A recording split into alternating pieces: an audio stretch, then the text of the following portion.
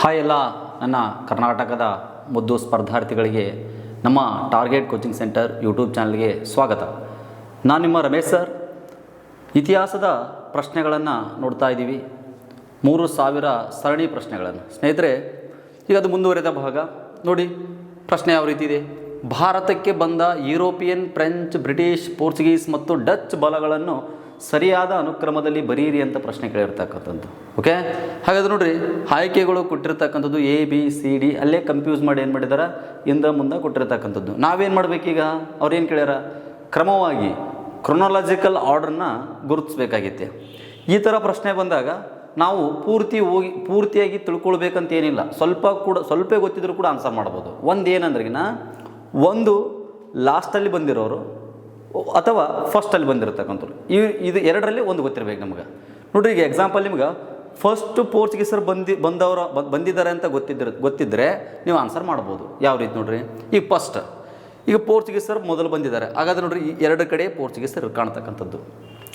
ಹಾಗಾದರೆ ಲಾಸ್ಟ್ ಗೊತ್ತಿತ್ತಂದರೆ, ಲಾಸ್ಟಲ್ಲಿ ಸರ್ ನಮಗೆ ಫಸ್ಟ್ ಬಂದಿರತಕ್ಕಂಥ ಗೊತ್ತಿಲ್ಲ, ಬಟ್ ಲಾಸ್ಟ್ ಬಂದಿರತಕ್ಕಂಥ ಯುರೋಪಿಯರ ಬಗ್ಗೆ ಗೊತ್ತು ಅಂತಂದ್ರಿಗಿನ ಲಾಸ್ಟ್ ನೋಡ್ರಿ ಫ್ರೆಂಚ್ 3 ಕಡೆ ಇದ್ದಾರೆ.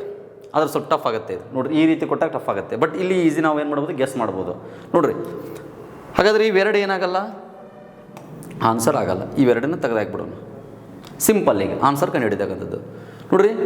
ನಿಮ್ಗೆ ಏನೋ ಗೊತ್ತಿಲ್ಲ ಅಂತಂದ್ರೂ ಗೆಸ್ ಮಾಡಿದ್ರು ಆನ್ಸರ್ ಆಗ್ತಕ್ಕಂಥ ಚಾನ್ಸ್ ಇರುತ್ತೆ. ನಿಮ್ಮ ಲಕ್ ಇದ್ದರೆ ನೀವು ಆಯ್ಕಿರ್ತಕ್ಕಂಥದ್ದೇ ಏನಾಗ್ಬೋದು, ಕರೆಕ್ಟ್ ಆಗ್ಬೋದು. ಬಟ್ ಎಲ್ಲವೂ ಆಗ್ತಾವಂತಲ್ಲ, ಮತ್ತೆ ಹಂಗೆ ಮಾಡಿರಿ ಎಲ್ಲರೂ. ಓಕೆ, ಇಲ್ಲಿ ಆನ್ಸರ್ ಕಂಡು ಹಿಡಿಬೇಕಂದ್ರೆ ಪೋರ್ಚುಗೀಸ್, ನಂತರ ಯಾರು ಬಂದರೆ ಡಚ್, ಬ್ರಿಟಿಷ್ ಮತ್ತು ಫ್ರೆಂಚ್. ಹಾಗಾದರೆ ಇದಕ್ಕೆ ಸರಿಯಾದಂಥ ಉತ್ತರ ಎ ಆಗುತ್ತೆ ಸ್ನೇಹಿತರೆ. ನೋಡಿರಿ, ಈ ಥರ ಪ್ರಶ್ನೆ ಇದೆ ಮೊದಲಲ್ಲ, ಹಿಂದೆ ಹಲವಾರು ಬಾರಿ ಕೇಳಿರ್ತಕ್ಕಂಥದ್ದು. ಇದು KS ಪ್ರಶ್ನೆ ಪತ್ರಿಕೆಯಲ್ಲಿ ಬಂದಿರತಕ್ಕಂಥದ್ದು. ಮುಂದೆ ಕೂಡ ಬರ್ತಕ್ಕಂಥ ಚಾನ್ಸ್ ಇರುತ್ತೆ, ಪೇಸ್ಟ್ ಆಗ್ತಾ ಇರುತ್ತೆ. ಓಕೆ ವಿದ್ಯಾರ್ಥಿಗಳೇ, ನಾನು 3000 ಪ್ರಶ್ನೆಗಳನ್ನು ಯಾಕೆ ಆಯ್ದುಕೊಂಡಿದ್ದೇನಪ್ಪ ಅಂತಂದ್ರಿಗಿನ, ಒಂದು ಪ್ರಶ್ನೆ ಪೇಸ್ಟ್ ಆಗ್ಬೋದು, ಕಾಪಿ ಪೇಸ್ಟ್ ಆಗ್ತದೆ, ಆ್ಯಸ್ ಇಟ್ ಈಸ್ ಬರ್ತಿರ್ತಕ್ಕಂಥದ್ದು. ಇನ್ನು ಎರಡನೇದು ಏನಪ್ಪ ಅಂತಂದ್ರಿಗಿನ, ನಾನೇನು ಆ ಒಂದು 4 ಆಯ್ಕೆಗಳೇನಿದಾವಲ್ಲ ಅದಕ್ಕೇನು ಎಕ್ಸ್ಪ್ಲೇನ್ ಮಾಡ್ತೀನಲ್ಲ, ಆ ಎಕ್ಸ್ಪ್ಲೇನ್ ನಿಮ್ಮ ಎಕ್ಸಾಮಲ್ಲಿ ಬರ್ತಕ್ಕಂಥದ್ದು. ಹಾಗಾಗಿ ದಯವಿಟ್ಟು ಏನು ಮಾಡ್ಕೊರಿ, ಇದನ್ನು ನೋಟ್ ಮಾಡ್ಕೊರಿ, ಇದು ಯೂಸ್ ಆಗುತ್ತೆ ಮುಂದೆ. ಓಕೆ ನೋಡಿ, ಹಾಗಾದರೆ ಇದಕ್ಕೆ ಸ್ವಲ್ಪ ರಿಲೇಟೆಡಾಗಿ ನಾವು ಏನು ಕೇಳ್ಬೋದು ನೋಡ್ರಿ. ಒಂದು ಎಕ್ಸಾಮಲ್ಲಿ ಮುಂದೆ ಬರ್ತಕ್ಕಂಥ ಎಕ್ಸಾಮಲ್ಲಿ ಏನು ಕೇಳ್ಬೋದು ಅಂತ ನೋಡೋಣ. ನೋಡಿ, ಈಗ ಆಗಮನ ಕೇಳಿದ್ದಾರೆ ನೋಡ್ರಿ. ಅವ್ರು ಏನು ಕೇಳಿರೋದು, ಭಾರತಕ್ಕೆ ಬಂದಿರತಕ್ಕಂಥ ಯುರೋಪಿಗರ ಆಗಮನವನ್ನು ಕ್ರಮವಾಗಿ ಬರೆಯೋದು ಕೇಳ್ಯಾರ. ನಾಳೆ ಏನು ಕೇಳ್ಬೋದು, ಈಗ ಆಗಮನ ಆಗೈತಿ ಈಗ ಆಲ್ರೆಡಿ, ಇದು ಎಷ್ಟೋ ಸಾರಿ ಬಂದಿದ್ದ ಪ್ರಶ್ನೆ ಇದೆ. ಚಾನ್ಸ್ ಏನಿದೆ ಅಂದ್ರಿಗಿನ ನಿರ್ಗಮನ ನೋಡ್ರಿ. ಇಲ್ಲಿ ಅಬ್ಸರ್ವೇಷನ್ ಮಾಡಬೇಕು ನೀವು ಸ್ವಲ್ಪ. ನಿರ್ಗಮನ, ಆಗಮನ, ನಿರ್ಗಮನ. ಆಗಮನ ಅಂತಂದಾಗ ಫಸ್ಟು ಪೋರ್ಚುಗೀಸರು ಬಂದಿರತಕ್ಕಂಥದ್ದು, ಪೋರ್ಚುಗೀಸರು, ನಂತರ ಡಚ್ಚರು ಬಂದಿರತಕ್ಕಂಥದ್ದು, ಬ್ರಿಟಿಷರು, ಲಾಸ್ಟ್ ಫ್ರೆಂಚರು ನೋಡ್ರಿ. ಇದು 1 by 1 ಅವರು ಬಂದಿರತಕ್ಕಂಥ ಕ್ರಮ. ಇನ್ನು ನಿರ್ಗಮನ ನೋಡ್ರಿ, ಫಸ್ಟ್ ದೇಶ ಬಿಟ್ಟು ಹೋದವರು ಬ್ರಿಟಿಷರು, ಫಸ್ಟ್ ದೇಶವನ್ನು ಬಿಟ್ಟು ಹೋದವರು ಬ್ರಿಟಿಷರು, ಆನಂತರ ಫ್ರೆಂಚರು, ಆನಂತರ ಡಚ್ಚರು, ಆನಂತರ ಪೋರ್ಚುಗೀಸರು, ಕೊನೆಗೆ ಯಾರು, ಪೋರ್ಚುಗೀಸರು. ಓಕೆ, ಪೋರ್ಚುಗೀಸರು. ಇಷ್ಟು ನಿಮಗೆ ಗೊತ್ತಿರಲಿ. ಇನ್ನು ಮತ್ತೇನು ಕೇಳ್ತಾರಪ್ಪ ಅಂತಂದ್ರಿಗಿನ, ಇವರು ದೇಶ ಕೂಡ ಎಕ್ಸಾಮಲ್ಲಿ ಕೇಳ್ತಾರೆ. ಮತ್ತು ನಿಮಗೆ ಕನ್ಫ್ಯೂಸ್ ಆಗುತ್ತೆ. ಇನ್ನೊಂದು ಪಾಯಿಂಟ್ ಕನ್ಫ್ಯೂಸ್ ಅಲ್ಲ, ಇನ್ನೊಂದು ತಲೆಯಲ್ಲಿ ಬಂದಿರುತ್ತೆ ನಿಮಗೆ. ಸರ್ ಇಷ್ಟೇನಾ ಭಾರತಕ್ಕೆ ಬಂದಿರತಕ್ಕಂಥ ಯುರೋಪಿಗರು ಅಂತಂದಾಗ, ಇನ್ನೂ ಇಬ್ಬರಿದ್ದಾರೆ ಸ್ನೇಹಿತರೆ. ಅವರು ಭಾಳ ಇಂಪಾರ್ಟೆಂಟ್ ಅಲ್ಲ. ಒಬ್ಬರು ಡೇನರು ಅಂತ ಬರ್ತಾರೆ ರೀ, ಡೆನ್ಮಾರ್ಕ್ ದೇಶದವರು ಡೇನರು. ಇನ್ನು ಸ್ಪೇನ್ನಿಂದ ಸ್ಪ್ಯಾನಿಷರು. ಇವ್ರು ನಮ್ಮ ಭಾರತದಲ್ಲಿ ಕೆಲ ದಿನಗಳ ಮಾತ್ರ ಇರ್ತಾರೆ, ಆನಂತರ ಚೀನಾಕ್ಕೆ ಹೋಗಿಬಿಡ್ತಾರೆ ಇವರು. ಹಾಗಾಗಿ ಇವ್ರು ಭಾಳ ನಮ್ಗೆ ಇಂಪಾರ್ಟೆಂಟ್ ಅಲ್ಲ. ಅಕಸ್ಮಾತ್ ಇವ್ರನ್ನೇ ಕೊಟ್ಟರೆ ಎಲ್ಲಿ ಹಾಕೋದು ಸರ್, ಕ್ರಮವಾಗಿ ಬರೀರಿ ಅಂತ ಕೊಟ್ಟರೆ ಎಲ್ಲಿ ಹಾಕೋದು, ಇವ್ರನ್ನೇ ಸೇರಿಸಿಬಿಟ್ರೆ ಅಂತಂದಾಗ ಸಿಂಪಲ್ಲ, ಇದು ಆ್ಯಸ್ ಇಟ್ ಈಸ್ ಬರೀರಿ. ಪೋರ್ಚುಗೀಸ್, ಡಚ್ಚರು, ಬ್ರಿಟಿಷರು ಬರೀರಿ. ಈ ಡೇನರು ಎಲ್ಲಿ ಹಾಕ್ಬಿಟ್ರಿ ಅಂದರೆ ಬ್ರಿಟಿಷರ್ ನಂತರ ಬರಿಬೇಕು ನೀವು. ಇಲ್ಲಿ ಬರ್ತಾರೆ, ಎಲ್ಲಿ ಈ ಭಾಗದಾಗ ಡೇನರ್ ಬರ್ತಾರೆ. ಅರ್ಥ ಆಯ್ತಾ? ಆ ನಂತರ ಫ್ರೆಂಚರ್ ನಂತರ ಯಾರು ಬರ್ತಾರೆ, ಇಲ್ಲಿ ಸ್ಪ್ಯಾನಿಷರು. ಓಕೆ, ಇದು ಕೇಳಲ್ಲ, ಬೈ ಚಾನ್ಸ್ ಕೇಳಿದರೆ ಇಲ್ಲಿ ನೀವು ಡೇನರ್ನ ಬರಿಬೇಕು, ಇಲ್ಲಿ ಸ್ಪ್ಯಾನಿಷರ್ನ ಬರಿಬೇಕಾಗತ್ತೆ. ಓಕೆ, ಇವರು ದೇಶಕ್ಕೆ ಕೇಳೋ ಚಾನ್ಸ್ ಇಲ್ಲ, ಬಟ್ ಆದರೂ ಬೈ ಲಕ್ ಹೇಳೋಕ್ಕಾಗಲ್ಲ, ಅನ್ಲಕ್ ಕೇಳಿದ್ರೆ ಕೇಳ್ಬೋದು, ಈಸಿಯಾಗಿ ಆಗ್ಬೋದು. ಪೋರ್ಚುಗೀಸರು ಯಾವ ದೇಶದವರು ಅಂದ್ರೆ ಪೋರ್ಚುಗಲ್ ದೇಶದವರು, ಡಚ್ಚರು ನೆದರ್ಲ್ಯಾಂಡ್ ಅಥವಾ ಹಾಯ್ಲ್ಯಾಂಡ್ ದೇಶದವರು, ಇನ್ನು ಬ್ರಿಟಿಷರು UK ಗ್ರೇಟ್ ಬ್ರಿಟನ್ನಿಂದ ಬಂದಿರತಕ್ಕಂಥದ್ದು, ಇಂಗ್ಲೆಂಡ್, ಸ್ಕಾಟ್ಲ್ಯಾಂಡ್, ವೆಲ್ಸ್ ಈ ದೇಶದಿಂದ ಬಂದಿರತಕ್ಕಂಥ, ಫ್ರೆಂಚರು ಬಂದಿರತಕ್ಕಂಥದ್ದು ಪ್ಯಾರಿಸ್ನಿಂದ, ಇನ್ನು ಸ್ಪ್ಯಾನಿಷರು ಈ ಸ್ಪೇನ್ ದೇಶದಿಂದ, ಡೇನರು ಡೆನ್ಮಾರ್ಕ್ ದೇಶದಿಂದ. ಇದು ನಿಮಗೆ ಗೊತ್ತಿರಬೇಕು. ಓಕೆ, ಹಾಗಾದರೆ ಮುಂದಿನ ಕ್ಲಾಸಲ್ಲಿ ಏನು ಮಾಡೋಣ, ಇವರು ಯಾರ್ಯಾರ ಆಸ್ಥಾನಕ್ಕೆ ಭೇಟಿ ಕೊಟ್ಟಿದ್ರು ಅನ್ನೋದು ಕೂಡ ನೋಡ್ಕೊಳ್ಳೋಣ. ಹಾಗಾದರೆ ಇನ್ನೊಂದು ಸ್ವಲ್ಪ ಏನು ನೋಡೋಣ, ಇಲ್ಲಿ ಇವರು ಎಕ್ಸಾಮಲ್ಲಿ ಏನು ಕೇಳ್ತಾರೆ, ವ್ಯಾಪಾರ ಕೇಂದ್ರಗಳನ್ನು ಕೇಳ್ತಾರೆ. ವ್ಯಾಪಾರ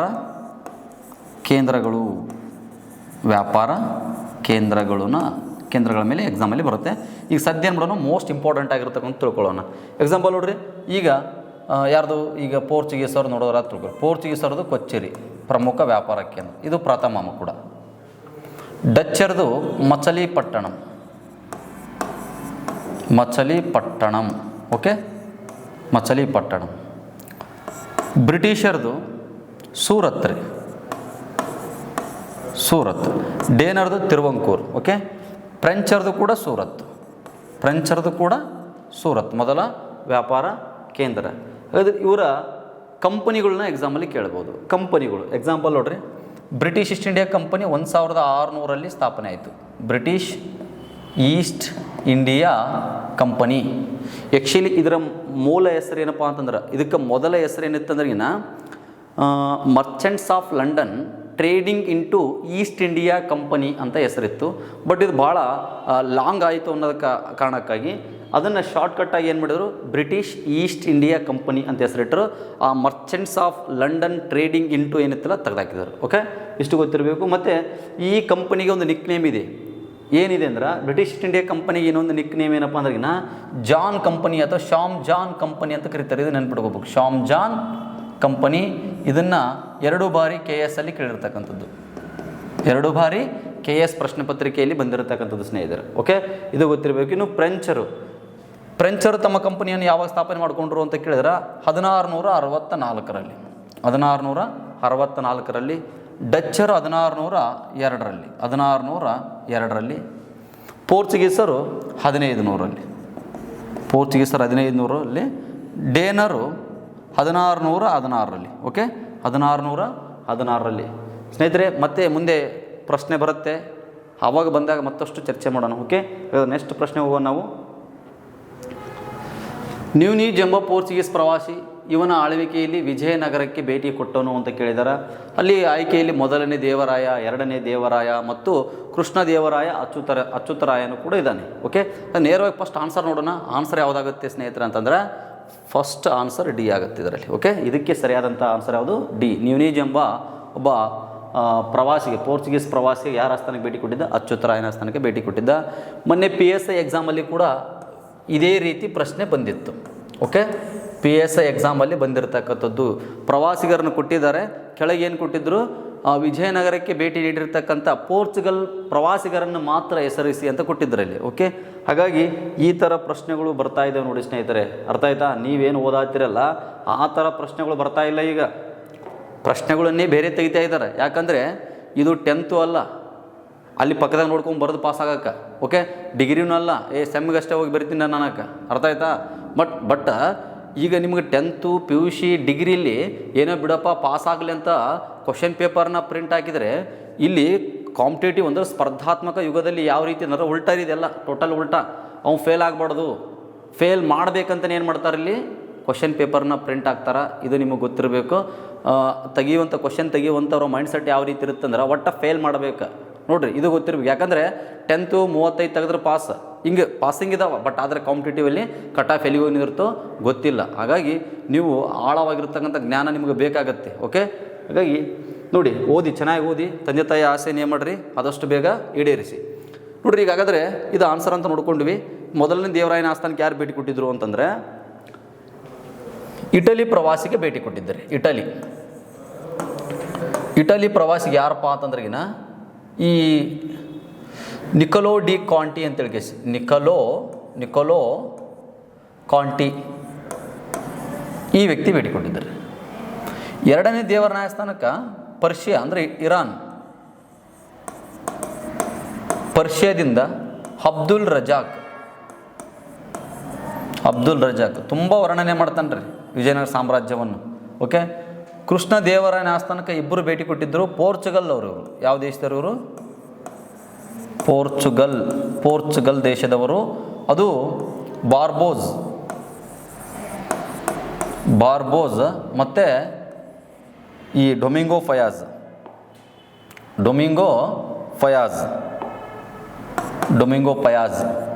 ಓಕೆ, ನೋಡ್ರಿ SDFDಯಲ್ಲಿ ಏನು ಕೇಳ್ತಾರೆ ಅಂತಂದರೆ ಇವ್ರು ಹೇಳಿರ್ತಕ್ಕಂಥ ಹೇಳಿಕೆಗಳನ್ನು ಕೇಳ್ತಾರೆ, ಅಂದ್ರೆ ಮಾತುಗಳನ್ನು ಅವ್ರು ಏನು ಹೇಳಿದರು ಅಂತೇಳಿ ಕೇಶಿ. ನೋಡ್ರಿ, ಬಾರ್ಬೋಸ್ ಏನು ಹೇಳ್ಯಾನಂದ್ರೆ ವಿಜಯನಗರ ಸಾಮ್ರಾಜ್ಯಕ್ಕೆ ಹಿಂದೂ, ಮುಸ್ಲ್ಮಾನ್, ಜೈನ, ಕ್ರೈಸ್ತ, ಯಾಹೂದಿ ಯಾರು ಬೇಕಾದ್ರೂ ಭೇಟಿ ಕೊಡ್ಬೋದತ್ತು ಹೇಳ್ಯಾನ್ರಿ ಇವನು. ಅರ್ಥ ಆಯ್ತಾ? ನೆಕ್ಸ್ಟ್ ಡೊಮಿಂಗೋ ಫಯಾಜ್ ಏನು ಹೇಳ್ಯಾನಂದ್ರೆ ಶ್ರೀಕೃಷ್ಣ ದೇವರಾಯನ ವರ್ಣನೆ ಮಾಡ್ಯಾನ್ರಿ. ಒಬ್ಬ ನ್ಯಾಯವಂತ ವ್ಯಕ್ತಿ ಇತ್ತ, ಘನಶೀಲ ಮತ್ತು ನ್ಯಾಯವಂತ ವ್ಯಕ್ತಿ ಅಂತ ಹೇಳ್ಯಾನ್ರಿ. ಯಾರು? ಕೃಷ್ಣ ದೇವರಾಯನು. ಇನ್ನು ಅಚ್ಯುತರಾಯನ ಆಸ್ಥಾನಕ್ಕೆ ಭೇಟಿ ಕೊಟ್ಟವನು ಯಾರಂದ್ರಿಗಿನ ಪೋರ್ಚುಗಲ್ ವ್ಯಕ್ತಿ ಕೂಡ ನ್ಯೂನೀಜ್. ಓಕೆ, ಇಷ್ಟೇ ಅಲ್ಲ, ಇನ್ನೂ ಒಂದು ಇಬ್ಬರು ನೆನ್ಪಿಟ್ಕೋಬೇಕಾ. ನಿಕೆಟಿನ್ ಅಂತ ಬರ್ತಾನೆ ರೀ. ನಿಕೆಟಿನ್ ಇವನು ರಷ್ಯಾ ದೇಶದವನು. ನೆಕ್ಸ್ಟ್ ಫೆಡ್ರಿಕ್ ಸೀಸರ್ ಅಂತ ಬರ್ತಾನೆ.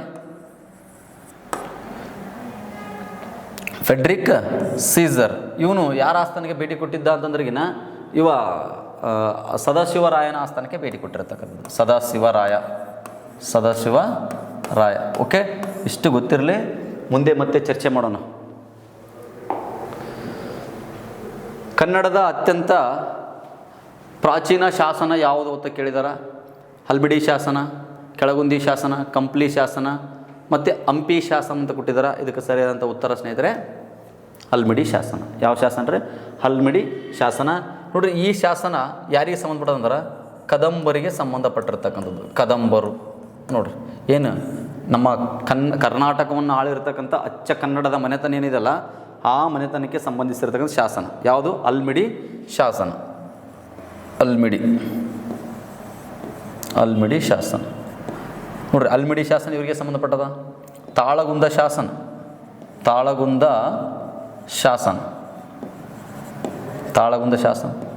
ಚಂದ್ರವಳ್ಳಿ ಶಾಸನ, ಹಲಸಿ ಶಾಸನ, ಬೀರೂರು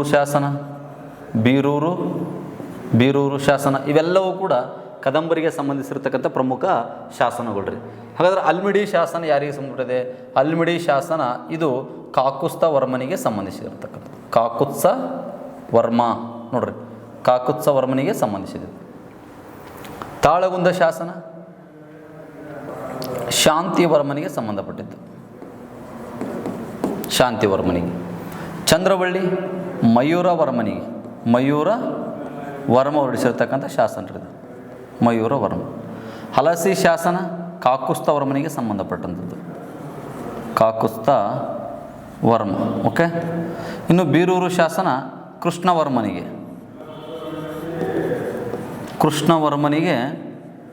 ಸಂಬಂಧಪಟ್ಟಿದ್ದು. ಕೃಷ್ಣವರ್ಮನಿಗೆ ಸಂಬಂಧಪಟ್ಟಂಥ ಶಾಸನ.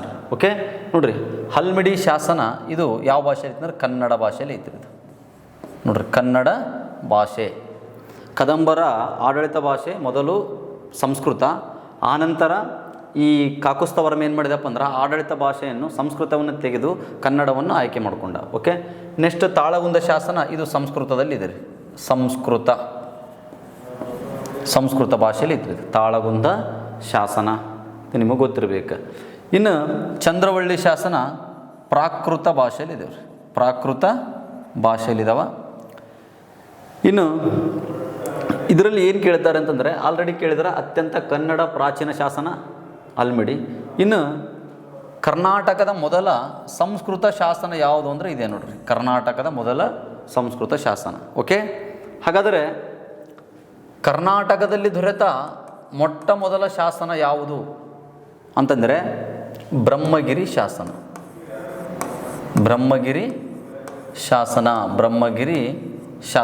ಓಕೆ, ಬ್ರಹ್ಮಗಿರಿ ಶಾಸನ. ಇಷ್ಟು ನಿಮ್ಗೆ ಗೊತ್ತಿರಬೇಕು. ಇದ್ರ ಬಗ್ಗೆ ಮತ್ತೆ ಪ್ರಶ್ನೆ ಬರ್ತಾವೆ, ಅವಾಗ ನೋಡ್ಕೊಳ್ಳೋಣ. ಯಾಕಂದ್ರೆ 3000 ಪ್ರಶ್ನೆಗಳಿದ್ದಾವೆ. ನಾ ಇಲ್ಲೇ ಡೆಪ್ತಾಗಿ ಹೇಳ್ಬಿಟ್ಟು ನಾನು ತಿಳ್ಕೊ ಎಲ್ಲವನ್ನು ಇಲ್ಲೇ ಮುಗಿದು ಹೋಗ್ತಾವೆ. 100-200 ಕ್ವಶನ್ದಾಗ ಏನಾಗಿಬಿಡ್ತದೆ, ಎಲ್ಲ ಮುಗಿದು ಹೋಗ್ತದೆ. ನನಗೆ ಅಲ್ಲಿ ಕ್ವಶನ್ ಆಯ್ದುಕೊಳ್ಳೋಕೆ ಏನಾಗ್ತದೆ, ಟಫ್ ಆಗ್ತದೆ ಸ್ನೇಹಿತರೆ. ಹಾಗಾಗಿ ಎಲ್ಲ ಕ್ವಶನಿಗೆ ಎಷ್ಟು ನಾವು ಎಕ್ಸ್ಪ್ಲೇನ್ ಮಾಡಲಿಕ್ಕೆ ಸಾಧ್ಯ ಇದೆಯಲ್ಲ ಅಷ್ಟೇ ಮಾತ್ರ ಮಾಡೋಣ. ಕರ್ನಾಟಕದ ಬಗ್ಗೆ ಮೊಟ್ಟ ಮೊದಲ ಸೂಚ್ಯ ಉಲ್ಲೇಖ ಈ ಗ್ರಂಥದಲ್ಲಿದೆ ನೋಡಿ. ರಾಮಾಯಣ, ಬೃಹತ್ ಸಂಹಿತ, ಮಹಾಭಾರತ, ಋಗ್ವೇದ. ಹಾಗಾದರೆ ಇದಕ್ಕೆ ಉತ್ತರ ಮಹಾಭಾರತ ಸ್ನೇಹಿತರೆ. ಮಹಾಭಾರತದಲ್ಲಿ ಕರ್ನಾಟಕದ ಬಗ್ಗೆ ಏನಾಯಿತು, ಮೊದಲ ಬಾರಿಗೆ ಉಲ್ಲೇಖ ಆಯಿತು. ಭೀಷ್ಮ ಪರ್ವ, ಸಭಾ ಪರ್ವದಲ್ಲಿ. ಅರ್ಥ ಆಯ್ತಾ?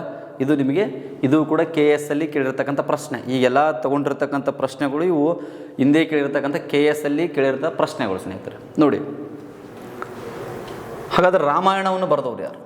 ರಾಮಾಯಣವನ್ನು ರಚನೆ ಮಾಡಿರ್ತಕ್ಕಂಥದ್ದು ವಾಲ್ಮೀಕಿ, ಶ್ರೀ ಮಹರ್ಷಿ ವಾಲ್ಮೀಕಿ. ಓಕೆ.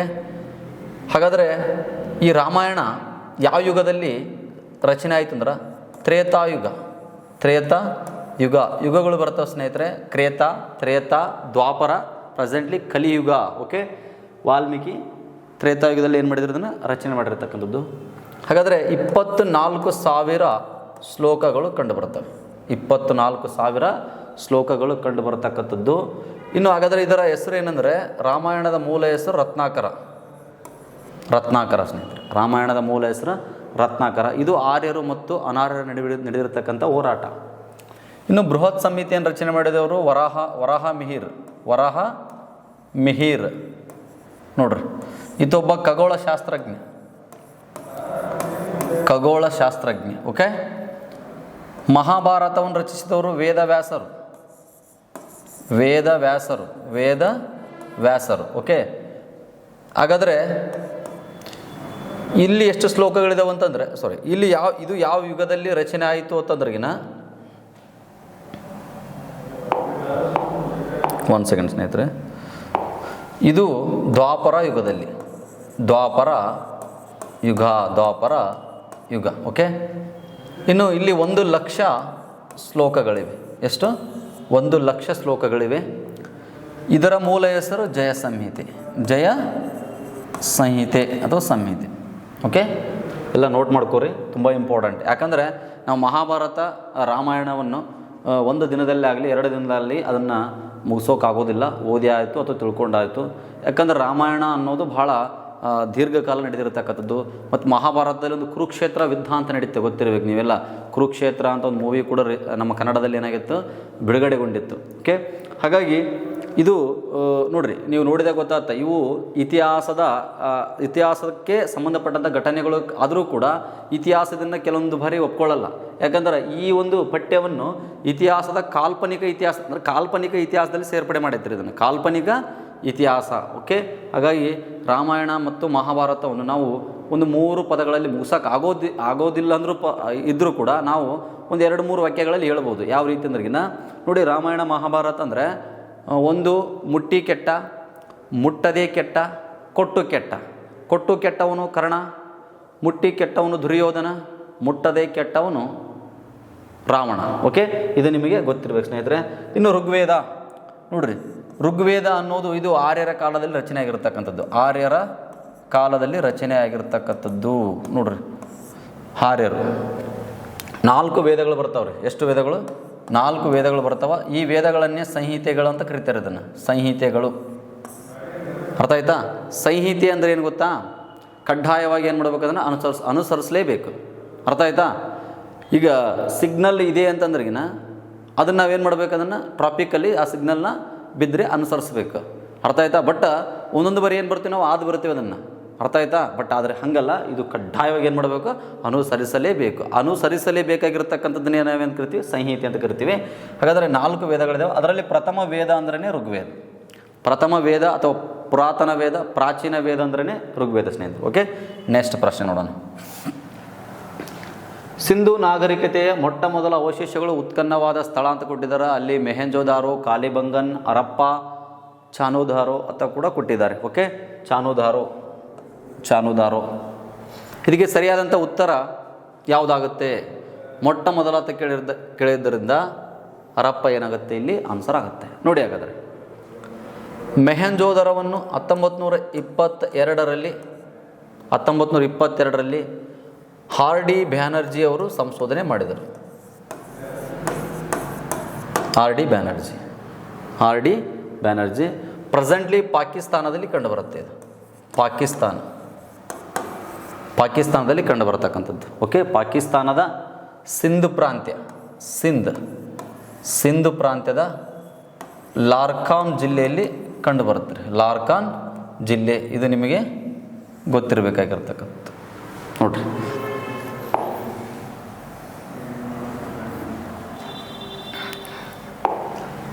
ಓಕೆ, ಇನ್ನು ಮೆಹೆಂಜೋದಾರೋ ಅಂದರೆ ಮಡಿದವರ ದಿಬ್ಬ, ಸಿಂಧಿ ಭಾಷೆಯಲ್ಲಿ ಮಡಿದವರ ದಿಬ್ಬ. ಇನ್ನು ಕಾಲಿಬಂಗನ್ ಇದು ರಾಜಸ್ಥಾನದ ಗಂಗಾನಗರಲ್ಲಿ ಕಂಡುಬರತಕ್ಕಂಥದ್ದು. ಇದನ್ನು 1953ರಲ್ಲಿ ಅಮಲಾನಂದ್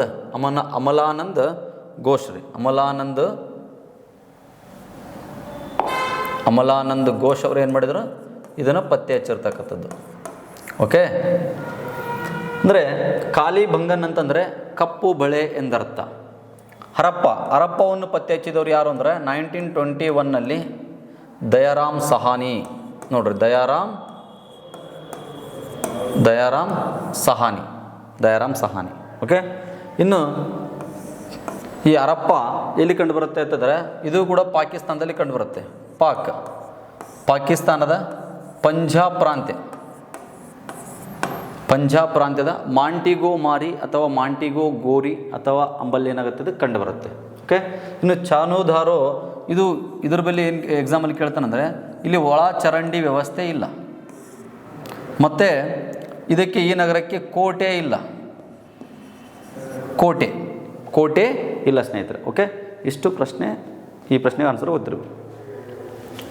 ಮೈಲಾರ್ ಮಹದೇವಪ್ಪ ಈ ಚಳವಳಿಯಲ್ಲಿ ಭಾಗವಹಿಸಿದ್ದರು ಅಂತ ಕೇಳಿದ್ರೆ ಅಸಹಕಾರ ಚಳವಳಿ, ಉಪ್ಪಿನ ಸತ್ಯಾಗ್ರಹ, ಧ್ವಜ ಸತ್ಯಾಗ್ರಹ, ಭಾರತ ಬಿಟ್ಟು ತೊಲಗಿ ಚಳವಳಿ.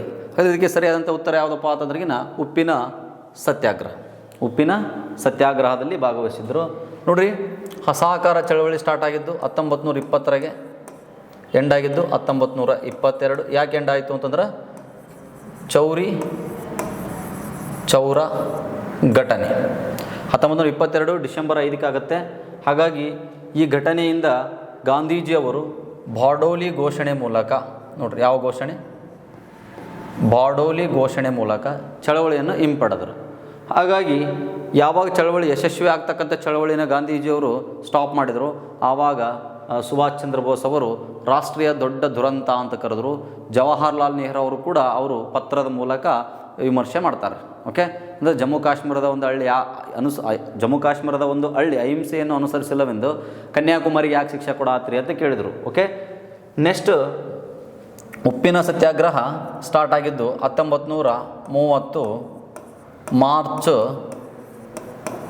12 ಸಬರಮತಿಯಿಂದ ಅಹಮದಾಬಾದಿನ ದಂಡಿಯವರೆಗೆ 78 ಜನ ಅನುಯಾಯಿಗಳೊಂದಿಗೆ ಗಾಂಧೀಜಿಯವರು ಮೊದಲ ಬಾರಿಗೆ ಪಾದಯಾತ್ರೆ ಬಹುಶಃ ಇಂತಹ ದೂರದ ಪಾದಯಾತ್ರೆಯನ್ನು ಯಾವ ವ್ಯಕ್ತಿ ಕೂಡ ಇನ್ನೂ ಕೈಗೊಂಡಿಲ್ಲರಿ. ಓಕೆ, ಸುಮಾರು 375 ಅಥವಾ 360 ಕಿಲೋಮೀಟ್ರ್ ಪಾದಯಾತ್ರೆ ಆಗುತ್ತೆ, 24 ಡೇಸ್. ನೋಡ್ರಿ, ಧ್ವಜ ಸತ್ಯಾಗ್ರಹ ಇದು 1938ರಲ್ಲಿ ಸ್ನೇಹಿತರೆ, ಮಂಡ್ಯ ಶಿವಪುರ. ಓಕೆ, ಇನ್ನು ಭಾರತ ಬಿಟ್ಟು ತೊಲಗಿ ಚಳವಳಿ ಯಾವಾಗ ಅಂತಂದರೆ ಭಾರತ ಬಿಟ್ಟು ತೊಲಗಿ ಚಳವಳಿ 1942 ಆಗಸ್ಟ್ 8 ಆಗುತ್ತೆ. ನೋಡಿರಿ, 1942 ಕ್ರಿಪ್ಸ್ ವೈಫಲ್ಯದ ನಂತರ ಏನಾಯಿತು, ಈ ಒಂದು ಮೂಮೆಂಟ್ ಸ್ಟಾರ್ಟ್ ಆಯಿತು.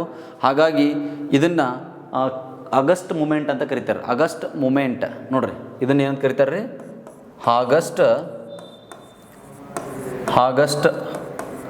ಮೂಮೆಂಟ್ ಅಂತ ಕರೀತಾರೆ. ಓಕೆ, ಆಗಸ್ಟ್ ಮೂಮೆಂಟ್ ಅಥವಾ ಆಗಸ್ಟ್ ಕ್ರಾಂತಿ.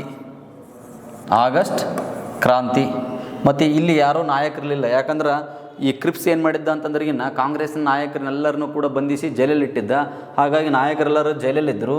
ಇಲ್ಲಿ ಯಾರೋ ನಾಯಕರಿರಲಿಲ್ಲ ಅನ್ನೋ ಕಾರಣಕ್ಕಾಗಿ ಇದನ್ನು ನಾಯಕರಿಲ್ಲದ ಚಳವಳಿ, ಲೀಡರ್ಲೆಸ್ ಮೂಮೆಂಟ್ ಅಂತ ಕರೀತಾರೆ. ನಾಯಕರಿಲ್ಲದ ಚಳುವಳಿ.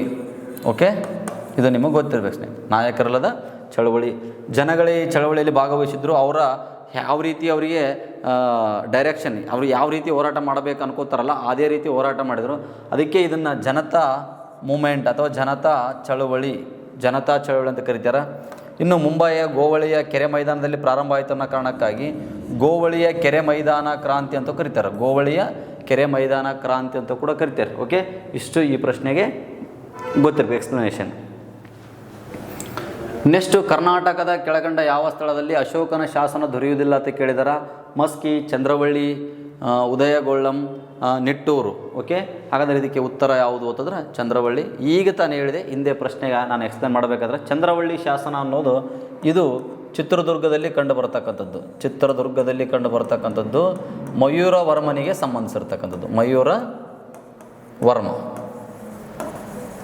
ಓಕೆ, ಮಯೂರವರ್ಮನಿಗೆ ಸಂಬಂಧಿಸಿದಂಥ ಶಾಸನ ಇದು. ಚಿತ್ರದುರ್ಗದಲ್ಲಿರ್ತಕ್ಕಂಥ ಒಂದು ಚಂದ್ರವಳ್ಳಿ ಕೆರೆಯನ್ನು ಎತ್ತರಿಸಿ ಕಟ್ಟಿರ್ತಕ್ಕಂಥ ಮಾಹಿತಿ ಕೊಡುತ್ತೆ ಸ್ನೇಹಿತರೆ. ಓಕೆ, ಹಾಗಾಗಿ ಇದು ಸಂಬಂಧಿಸಿಲ್ಲ. ಆನ್ಸರ್ ಏನಾಗುತ್ತೆ? ಇದೇ ಆಗುತ್ತೆ.